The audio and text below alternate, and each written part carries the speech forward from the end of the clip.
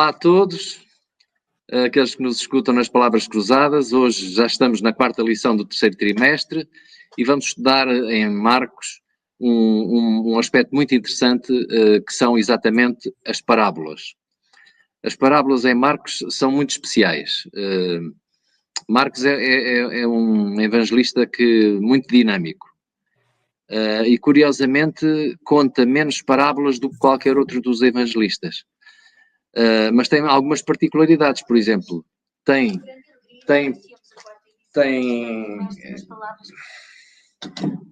provavelmente algumas parábolas que não estão em mais nenhum evangelho, como por exemplo aquela que nós vamos estudar daqui a pouco. Portanto, é muito interessante analisar e estudar as parábolas na perspectiva de Marcos, de João Marcos, que foi realmente o autor, não é? Nós, nesta semana, na lição 4, nós iremos estudar a parábola do semeador, que é muito conhecida, a parábola da candeia, a parábola da medida, a parábola da semente a germinar e, finalmente, a parábola da semente de mostarda. São todas parábolas que têm um significado muito complexo e muito abrangente. E é curioso nós começarmos a verificar e a analisar o porquê das parábolas, por que razão podemos... eu tenho aqui uns dados muito interessantes que eu gostava de partilhar convosco já na introdução, que é exatamente a razão porque Jesus falou por parábolas. Qual a razão, qual o motivo? E eu transcrevo aqui um parágrafo de Rabbeinu Noack, dos Fundamentos da Educação, que diz assim: pelo seu próprio e sábio desígnio, o Senhor encobre verdades espirituais em figuras e símbolos. Através do uso de figuras de linguagem, era muitas vezes dada aos seus acusadores e aos seus inimigos a mais franca e eficaz repreensão, sem que eles pudessem encontrar nas suas palavras algo para condená-lo. É muito interessante analisar esta questão, porque nós vamos ver uma das razões porque Jesus fala por parábolas, ele próprio também fala dessa, e nós às vezes quando analisamos essa razão ficamos às vezes com esta ideia, então mas será que Jesus falava por parábolas para esconder um bocadinho a verdade, para que ouvindo não entendessem, ou que vendo não vissem, seria isso? Bom, não era bem, como nós iremos ver também. A questão das parábolas era de facto uma maneira, como aqui dizer mais à frente, Cristo tinha verdades para apresentar ao povo que ele não estava preparado para aceitar naquele momento. E este é outro motivo porque ele lhes ensinava por parábolas, relacionando o seu ensino com cenas da vida, da experiência ou da natureza, assegurava a sua atenção e impressionava o seu coração. Portanto, essa é outra razão para Jesus falar por parábolas. Pois bem, depois desta introdução, então, nós iremos fazer uma análise da lição da semana. Eu dou agora a palavra ao Gilberto para falarmos sobre o assunto. Esta é uma lição interessante, como as demais. E quando o assunto é parábolas, isso desperta realmente uma atenção especial. E dizer que a parábola aqui do semeador, nós temos que ter o cuidado que, ao lermos as parábolas dos evangelhos, a tendência é que as pessoas, ao lerem as parábolas dos evangelhos, querem frequentemente saltar rapidamente para a interpretação que Jesus dá. Mas a regra não é esta. A regra é nós analisarmos a história para nos apoiarmos ou apoiar a direção para que apontam com as suas várias características narrativas. Porque se nós só colocarmos ou vamos diretamente para a sua interpretação, nós não vamos conseguir entender ou analisar a história na sua íntegra.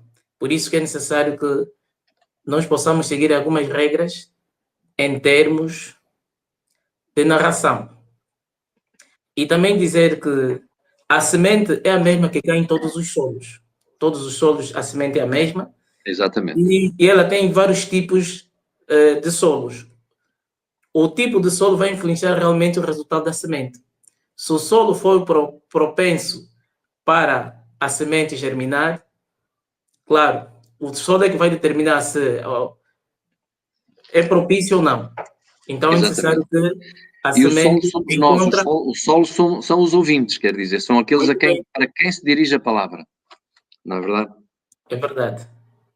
Então é por ali. É preciso que nós tenhamos esta visão. E dizer também que a mesma parábola é composta por 4 histórias individuais. Não é? Exatamente. Que é a semente que cai na estrada, a semente que cai no chão, a semente que cai no solo e, por fim, a semente que cai no bom solo. No bom solo, exatamente. Pois, e é interessante quando nós verificamos a interpretação que Jesus dá, não é? Verificar que a semente que cai na estrada, que cai no caminho, porque é que ela não produz frutos como a que cai na boa terra? Porque ela é comida pelos pássaros. Quer dizer, fica disponível e os pássaros vão e comem e ela não germina. Os pássaros aqui é a ação, digamos, de Satanás, que faz com que a semente não germine no nosso coração. Se nós estivermos, se não estivermos juntos a Jesus, aprendemos com Jesus que nós não podemos servir a dois senhores, não é verdade? Ou a juntamos com Cristo, ou então estamos a espalhar. Então, se nós não tivermos este companheirismo com Cristo, a semente não vai germinar porque Satanás rouba-nos essa semente, como os pássaros roubam a semente do caminho. Depois temos a semente que cai junto às pedras. Ela, em algumas semanas, ela não vai germinar em condições, não vai levar o tempo para ganhar as raízes profundas, não é? E isto significa que aqui a palavra, ela não vai ganhar raízes, não vai ter profundidade. E, portanto, Jesus liga a isto àquelas pessoas que têm compromissos superficiais com o Evangelho. São aqueles cristãos superficiais, que não se apegam verdadeiramente a Cristo. E aí, aqui, a semente também não germina. É como as pedras que não deixam que a semente ganhe raízes e depois vem o sol e queima a semente. Portanto, o que é que são estas pedras, não é? São aquelas pessoas que realmente não ganharam verdadeiramente raízes na verdade. Não foram ao tesouro, não foram desbravar, não foram escavar, ver as verdades que nos podem deixar no coração raízes profundas na verdade. Depois temos ainda as ervas daninhas, não é? Aquela semente que cai junto às ervas daninhas, ela fica sufocada por estas ervas e as ervas também não deixam que esta semente germine, que esta semente ganhe raízes. E o que é que são as ervas daninhas? Ora bem, as ervas daninhas podem ser os cuidados da vida, podem ser o amor às riquezas. As pessoas, muitas vezes, quando estão numa situação melhor economicamente, parece que já não precisam do companheirismo com Cristo. E isso leva a que essa semente também não germine, não é verdade? E as ervas daninhas sufocam a semente e o amor às riquezas, o amor aos cuidados desta vida, também nos seca, faz secar a raiz da palavra. Muito bem. Finalmente há o bom solo. E depois dos três tipos de histórias, isto é como o Gilberto dizia, são 4 histórias diferentes. Depois temos a semente que cai no bom terreno. Mas é curioso notar que essa semente é a que leva mais tempo a germinar. Lá está. Nós muitas vezes, e conhecemos também muitos que têm aparentemente uma relação muito rápida e parece muito profunda com a verdade, mas não ganha raízes a verdade no seu coração. Porquê?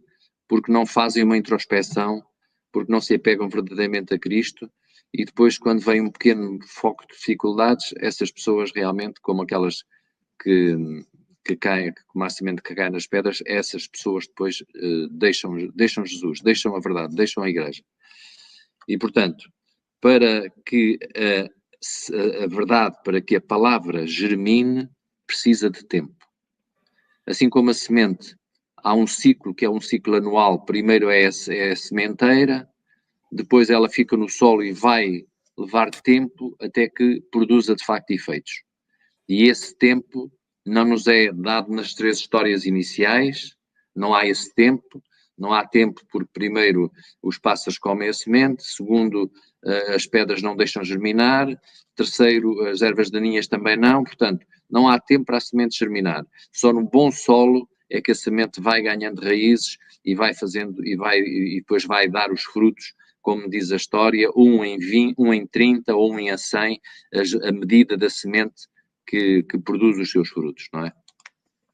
E também dizer que todos os crentes estão sujeitos a fazer parte de uma das 4 características do caminho, do solo pedregoso, ou do solo com ervas daninhas, ou do bom solo. Exatamente. Porque isso pode infiltrar-se na nossa experiência espiritual. As escolhas que temos feito podem mudar este quadro. Claro. De não pertencermos a um dos diferentes tipos de solo. Quer dizer que as escolhas que nós temos estado a fazer diariamente vai determinar que tipo de solo, nesse caso nós somos os ouvintes, que tipo de solo é que nós vamos pertencer. E isso depende de nós, não depende de outras pessoas. Nós é que vamos determinar se vamos aceitar a palavra para que ela germine em nosso coração ou não. Exatamente. Agora nós passaremos para a lição, para a parte de terça-feira, em que é exposta a razão para as parábolas. Por que razão Jesus, já falámos naquele excerto de Ellen White, que nos mostrava que, por exemplo, uma das razões para Jesus falar por parábolas era a situação de que o povo, muitas das pessoas que ouviam Jesus não tinham condições mentais, digamos, para aceitar a verdade naquele momento, a verdade na sua profundidade. E então, quando ouviam Jesus contar uma história da sua vida cotidiana, era uma história que eles vivenciavam. Jesus contava histórias típicas do seu tempo, da realidade daquele povo, que era povo agrícola. Daí a história da semente, a história da candeia, do alqueire, etc. Portanto, tudo isto eram factos que o povo presenciava e vivia no seu dia-a-dia, no seu cotidiano. Pois bem, esta razão levava a que as pessoas, mais tarde, quando Jesus, o ministério de Jesus, nós temos que nos lembrar sempre que foi muito curto. Foi um ministério de 3 anos. E apesar disso, ele marcou desta forma todos os seus ouvintes. Todos os ouvintes que ouviram os discursos de Cristo, as parábolas de Cristo, foram, de alguma maneira, tocados por ele. E tiveram que fazer, em relação a esta verdade, eles tiveram que fazer uma decisão. Ora bem, a razão para que muitos deles, quando escutavam Jesus, não estavam ainda preparados para fazer a decisão.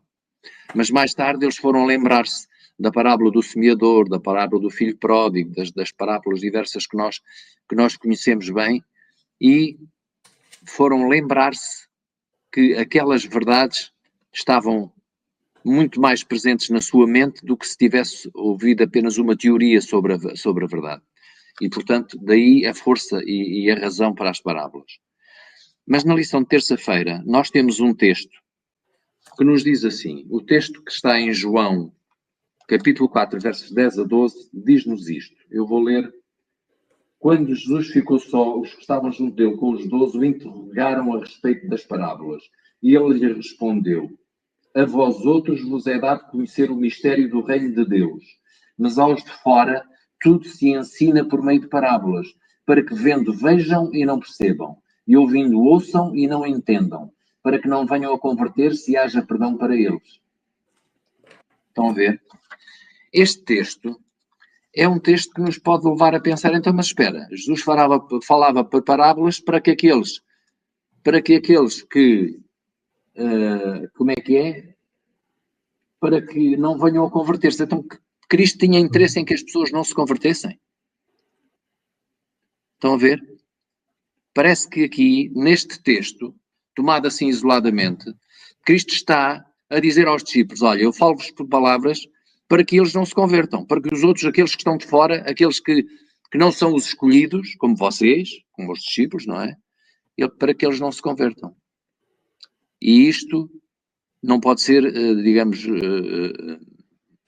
percepcionado nesta dimensão, nesta perspectiva.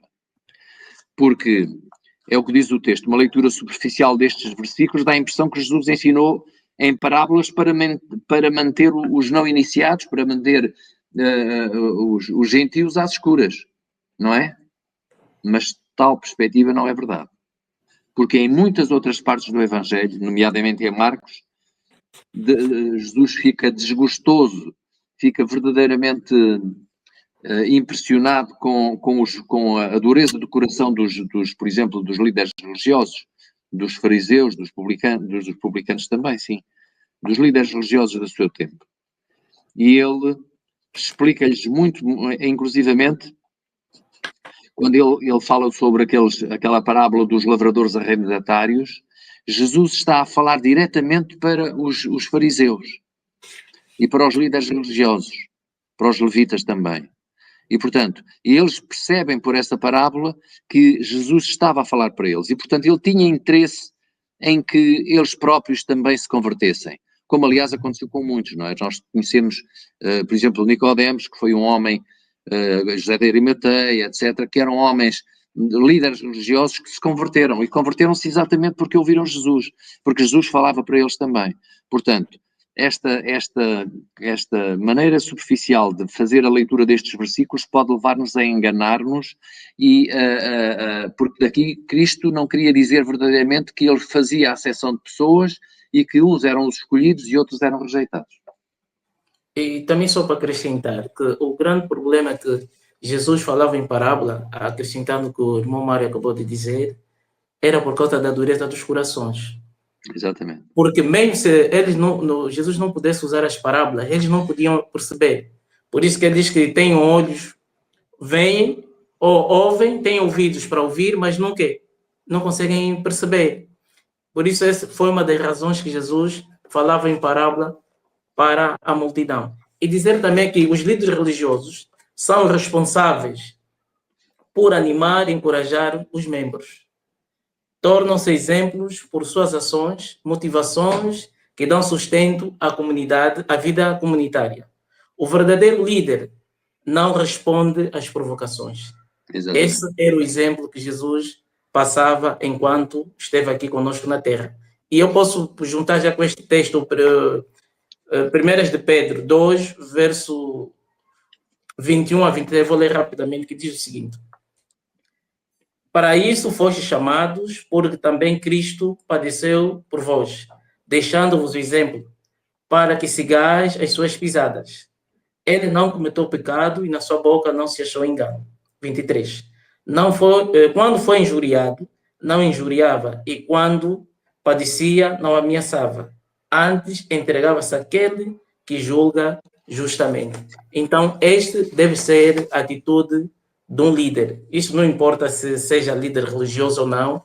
O verdadeiro líder não pode, às vezes, aceitar provocações. E aqui tem uma pergunta que eu faço, que eu praticamente também vou responder. Diz assim: será que o comportamento dos líderes religiosos do passado é diferente dos líderes atuais? Eu acredito que não. Não é. E a tendência é de piorar. Isto é um problema mundial. Isso vê-se em tudo que é canto. Temos estado a acompanhar esses cenários. E também dizer que Isaías tinha uma missão de levar esta mensagem até o povo de Deus. E o que é que se nota aqui? Nota-se que ele tinha uma mensagem chocante, uma Exatamente. Mensagem que devia chocar o povo até o povo acordar. Exatamente. Irmão, desculpe, esta era uma razão, porque se pensa que Jesus aqui, quando está a falar este texto que eu li em Marcos 4, 10 a 12, Sim. que Cristo está a citar exatamente Isaías 6. Exatamente, não é? 6 em que Isaías tem a visão do trono de Deus, não é? Sim. Muito bem, continua. Sim, só para dizer que a mensagem que Isaías devia levar ao povo naquela época, quando ele, no Isaías 6, 9 e 10, era uma mensagem destinada a chocar o povo até acordar, de modo que ele se desviasse dos seus maus caminhos. Então, quando o povo, isso aconteceu no passado e hoje não é diferente, quando o povo está no mau caminho, é necessário que a mensagem tem que ser uma mensagem para despertar. Mas o que acontece na prática? É que no mundo atual, as pessoas não querem ouvir mensagens que despertam, porque as pessoas, se ouvirem esta mensagem, muitas das vezes as pessoas vão sentir-se intimidados ou incomodados. E isto não é bom, porque as mensagens muito suaves normalmente não convertem as pessoas. Nós também, né, claro, a mensagem tem que ser bem direcionada, não é? Porque mesmo fruto da conversão das pessoas, não é o que nós falamos, mas é o Espírito Santo que age na vida, no coração das pessoas. E para terminar quanto a esta parte, eu tenho aqui a dizer o seguinte: no mundo atual, de uma maneira geral, as pessoas querem ouvir mensagens que lhes agradam os ouvidos, ou melhor, mensagens suaves, que diz que Deus é amor. Mas aqueles que despertam o povo de Deus, poucos querem ouvir. Aquela mensagem, porque a palavra de Deus é assim, porque ela tem que chocar. Porque a palavra de Deus, quando ela chega, ela tem que fazer estrago. Se a palavra de Deus não faz estrago na nossa vida, no nosso coração, então alguma coisa está errada. Porque ela tem que fazer estrago, é o que Deus mandou Isaías fazer, para que o povo se desvie dos seus maus caminhos. Os maus caminhos, exatamente. O texto continua a dizer que para se compreender as palavras e os ensinos de Jesus relativamente à razão para as parábolas que estávamos a falar, sim, é preciso fazer-se, os ensinos de Jesus deve fazer-se a vontade de Deus. Porque isso traz essa pessoa para a família de Jesus. Aqueles que já decidiram que Jesus está, como por exemplo acontecia com os fariseus, porque os fariseus diziam que Jesus fazia os seus milagres e expulsava os demónios pelo poder de Belzebu. E foi aqui, quando eles acusaram Jesus de fazer isto, Jesus diz: cuidado, porque vocês estão a pecar contra o Espírito Santo. Estão a pecar contra o Espírito Santo. Porque depois dizia: poderá o diabo lutar contra ele próprio? É evidente que não. Não é? Portanto, aquelas pessoas que estão na situação de pecar contra o Espírito Santo já não ouvem o chamado do Espírito Santo, já não ouvem a mensagem de Cristo. E, portanto, o texto de Marcos 3,35 nos diz: qualquer que fizer a vontade de Deus, esse é meu irmão e minha irmã e minha mãe. Portanto, aqueles que estão do lado de Cristo, esses estão a ouvir a palavra, estão a ouvir as verdades que as parábolas contêm e estão do lado de Cristo. Pois bem, continuamos.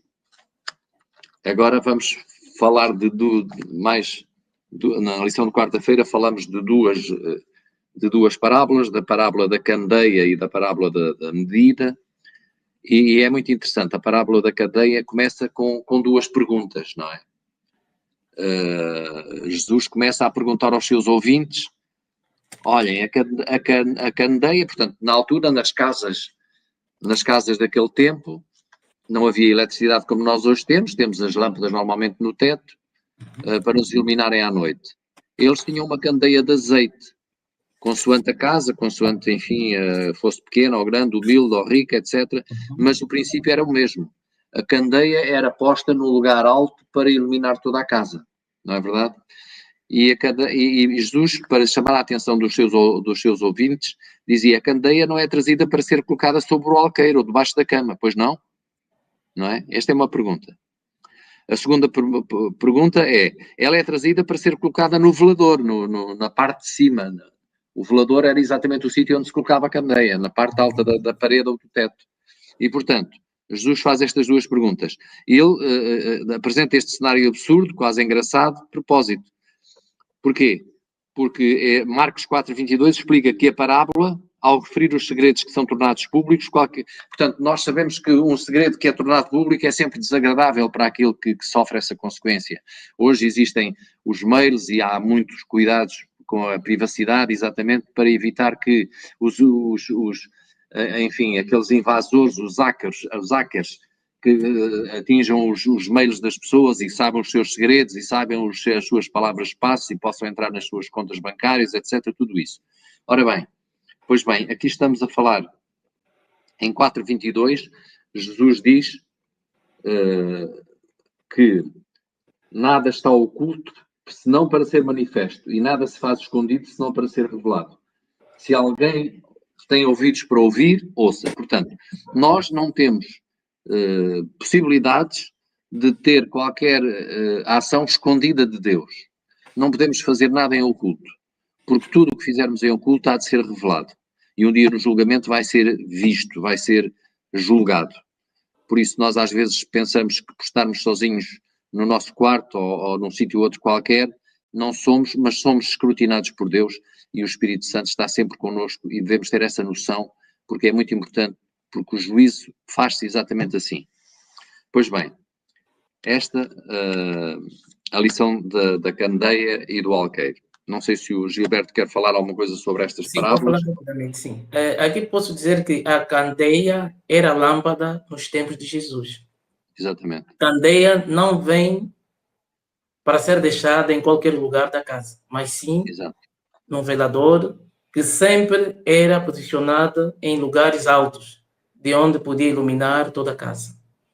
Aquele que tem recebido pela fé a palavra de Deus em seu coração, mais cedo ou mais tarde, terá a alegria de ver a palavra manifestada aos homens pelas nossas atitudes e pelas nossas obras praticadas, ou pelas obras praticadas. A luz de Deus deixará de estar no oculto do coração para ser notório a todos os homens. É aquilo que o irmão Mário disse. Se realmente Deus estiver em nosso coração, a intimidade que cada um de nós estiver junto de Deus será notório nos lugares onde nós pudermos passar. Vai sempre, esta luz vai brilhar e todos verão a luz vinda pelas nossas boas obras. Depois temos a parábola da medida, que é uma parábola muito interessante. E há aquela imagem, porque é que a medida é uma parábola que tem também, nós ficamos a pensar naquelas palavras de Jesus, com a medida com que medirdes, vos medirão a vós, e ser-vos-á ainda acrescentada, porque ao que tem, ser-lhe-á dado, mas ao que não tem, até o que tem lhe será tirado. Este é um tipo de... Vem um pouco também naquela ideia, na continuação da razão das parábolas, não é? As parábolas são dadas para aqueles que as aceitam. É verdade. A palavra de Deus é dada para aqueles para todos. Mas nós sabemos que existem uns que aceitam a palavra de Deus e outros que a rejeitam. Não é verdade? E quando rejeitamos, nós estamos do lado contrário, estamos do lado do inimigo de Deus. E aí, digamos que até o que temos, o pouco que temos, nos será tirado. Porque aquilo que temos depois não vai servir para nada. Muito bem. Nos países, em muitas partes do mundo, e até mesmo em Portugal, os produtos são muitas vezes vendidos por os comerciantes, os produtos frescos, sobretudo os da terra, etc., são vendidos por os comerciantes. E o comerciante gosta, para agradar ao cliente, se for um comerciante honesto, evidentemente, o que ele gosta de fazer? Gosta de pôr mais um pouquinho na balança, como oferta, como simpatia para com o comprador, não é verdade? E estes que acrescentam qualquer coisa ajudam o comprador a sentir que está a ser tratado com justiça, não é verdade? Ele está a dar-me qualquer coisa mais, está-me a tratar justamente, não é verdade? Jesus vai usar esta imagem, não é? Para tirar uma conclusão sobre a abertura à verdade, sobre a nossa abertura à verdade. Se nós somos abertos, seguirmos a verdade, não é? Obteremos ainda mais luz. Mas se nós rejeitarmos essa luz, até aquilo que temos, até aquela pouca luz que temos, nos será tirado. É esta, digamos, a parábola da medida. É muito interessante. É verdade. Finalmente, há uma parábola que é a última de quinta-feira, que é uma parábola que só está em Marcos. Marcos tem muito menos parábolas que os outros, como eu disse no princípio, tem muito menos parábolas que os outros evangelistas, mas curiosamente tem algumas que mais ninguém tem. Não é? É verdade. Mais ninguém tem. E esta parábola da semente começa com aquela expressão que nós já vimos: o reino de Deus é semelhante, é assim como um homem que lança a semente à terra, não é? Portanto, isto diz-nos muito sobre a verdade. Quer dizer, já vimos na palavra do semeador que a semente é sempre a mesma. A semente é a palavra. A palavra é igual. É igual para todos. Os terrenos, que somos nós, é que são diferentes. Mas a verdade, ela vai crescer em nós, independentemente da nossa vontade. Nós só aceitamos ou rejeitamos. Mas depois o crescimento não é connosco. O que é que faz crescer a semente? Somos nós. Nós podemos criar condições, ter condições para ela germinar. Mas a salvação não depende daquilo que nós fazemos. A salvação depende só do nós aceitarmos e termos o coração aberto à disposição para que a semente cresça. Termos um bom terreno para a semente crescer. É isso que podemos fazer. Portanto, os seres humanos têm uma parte a desempenhar, mas o verdadeiro crescimento da semente é uma obra de Deus. Portanto, e sabemos também que esta parábola também nos dá outra abertura para outra questão, que é a história da nossa verdade, da verdade que nós recebemos, tem um fim abrupto, que é quando a semente, o fruto, está pronto, está maduro. Portanto, e isso pode acontecer de várias maneiras. E nós queremos que para todos o fim do crescimento será o regresso de Jesus na segunda vinda, que porá um fim à história deste mundo, não é? E, portanto, o que nós aprendemos com a parábola da semente é que o crescimento da verdade no nosso coração depende da alimentação que nós tivermos, isto é, de tratarmos bem o nosso solo. E tratar bem o nosso solo é ter uma relação permanente, concreta, diária com Jesus, através do estudo da palavra, através da oração e através da meditação no seu nome. Pois bem, penso que nós estamos quase a chegar ao fim. Eu queria só, para a parte final, para dar uma... Sim. Assim, a lição que Jesus tira é que o reino de Deus, que começou muito pequeno, se tornará grande e impressionante. As pessoas nos dias de Jesus podiam ter menosprezado, empoeirado, pregador itinerante da Galileia, acompanhado pelo seu grupo de discípulos. Mas o tempo mostrou que o seu reino de graça continua a expandir-se no mundo. É o que estamos aqui a falar do crescimento. Porque o foco aqui desta parábola é o crescimento.